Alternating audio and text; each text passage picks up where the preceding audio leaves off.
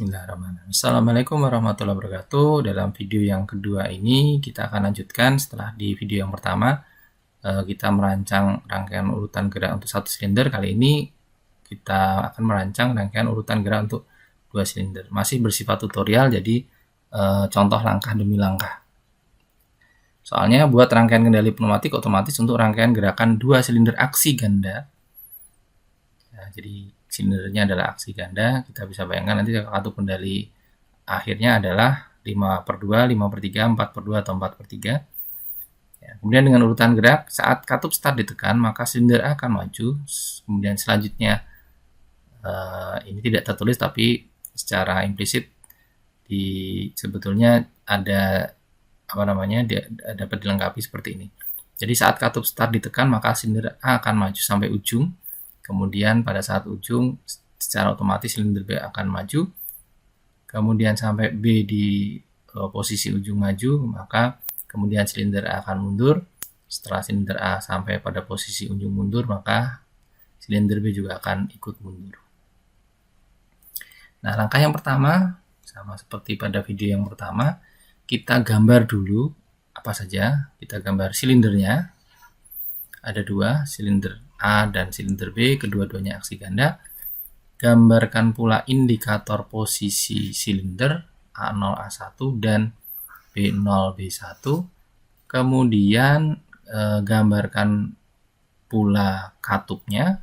Di sini kita gunakan 5/2 sebagai salah satu alternatif untuk silinder aksi ganda. Kemudian tuliskan pula sinyal aktuasinya. A+, A-, B+, dan B-. Ya, jadi tuliskan semua. Untuk sinyal kendali otomatis paling mudah memang kita menggunakan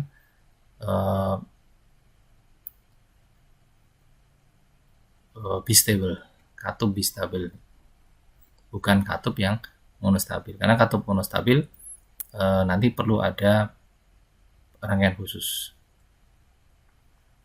Baik, kita lanjutkan dulu.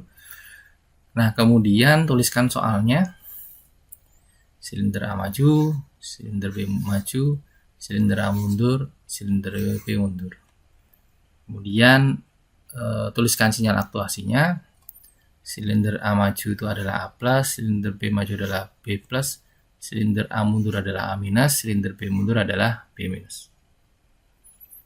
Berikutnya, apa hasil dari sinyal aktuasi tersebut?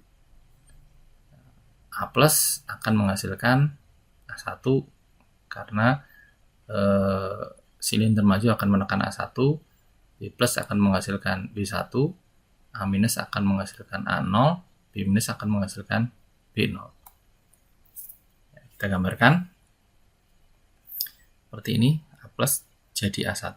Jadi maksudnya adalah secara panjangnya bisa disebut, saya uraikan seperti ini.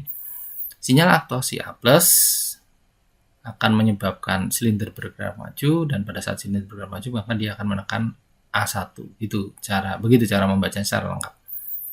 Sama ya, B+ juga sama, A- juga sama, B- juga sama. Nah, berikutnya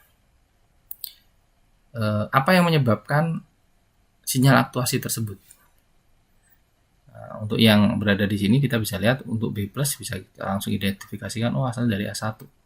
A- dari B1, B- dari A0. Dan A+ itu pasti akan diawali dari start, ya, karena dia akan mulai. Ya, seperti ini. Yang kemudian sama seperti video pertama, sinyal sensor yang terakhir W0 itu kita umpan balikan ke depan. Ya, kita N-kan dengan start. Sebenarnya supaya apa? Supaya memastikan bahwa silinder A itu baru akan bergerak pada saat kondisi B sudah mundur sempurna. Ya, kalau kita tidak umpan balikan B0 itu ke depan, maka pada saat B belum mundur, A sudah bisa maju. Ya, padahal kita ingin bahwa B mundur sempurna dulu, baru kemudian A akan maju. Berikutnya kita lihat, kita identifikasikan sinyal-sinyalnya yang mengaktifkan mood aktuasinya. Kalau saya tuliskan A plus sama dengan start dan B0. Kemudian B plus sama dengan A1, A minus sama dengan B1, kemudian B minus sama dengan A0. Dari sini, ini ke sana, ini dari sini, ini dari sana.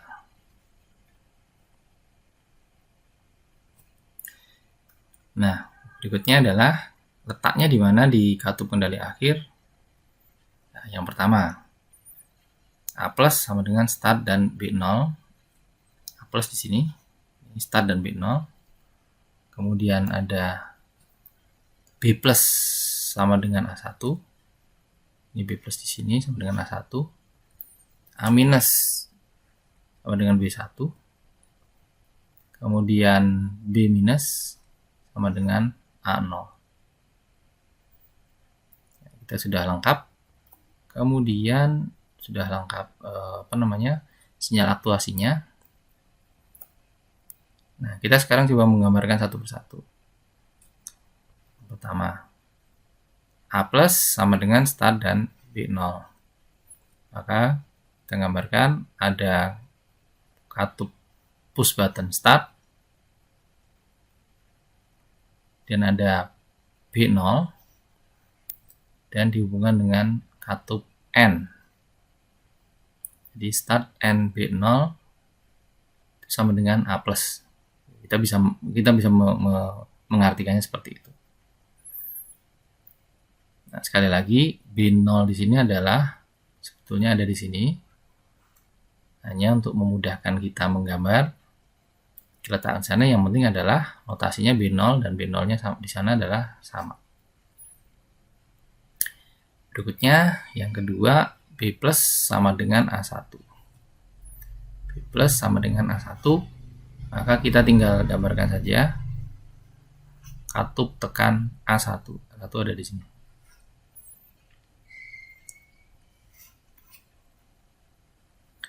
Kemudian berikutnya A minus sama dengan B1. A minus ada di sini sama dengan B1. Kita gambarkan saja katup tekannya B1.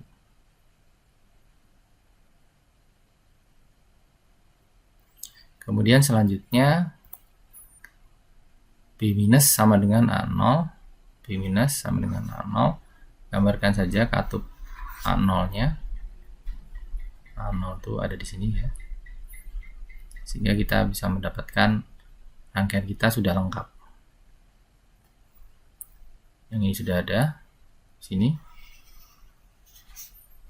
Ini sudah ada di B plus ini. Ini sudah ada di sini. Dan ini sudah ada di sana.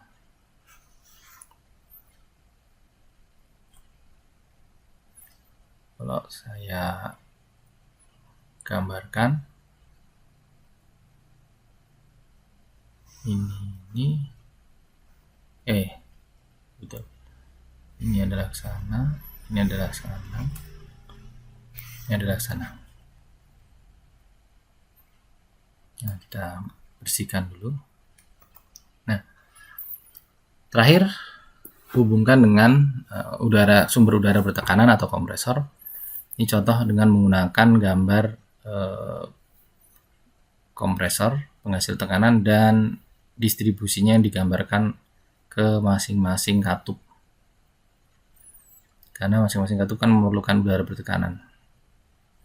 Atau dengan cara menggambarkan yang lain juga kita bisa gambarkan seperti ini. Bisa terlihat lebih simpel dan lebih rapi. Jadi kalau saya biasanya menggunakan cara seperti ini. Jadi masing-masing diberi sumber tekanan masing-masing, diberi lambang segitiga ini. Ini artinya sama seperti yang ada di sini.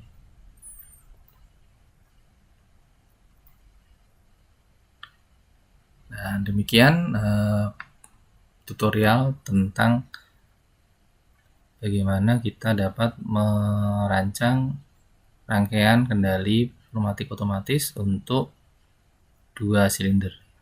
Nah, ini yang perlu diperhatikan, urutan geraknya masih sederhana. Ya, jadi masih silinder A maju, silinder B maju, silinder A mundur, silinder B mundur. Baik, kita cukupkan dulu. Nanti setelah ini akan ada Anda dapat mempelajari video tentang variasi urutan, yaitu dengan memanfaatkan timer untuk menghasilkan tundaan waktu. Demikian, wassalamualaikum warahmatullahi wabarakatuh.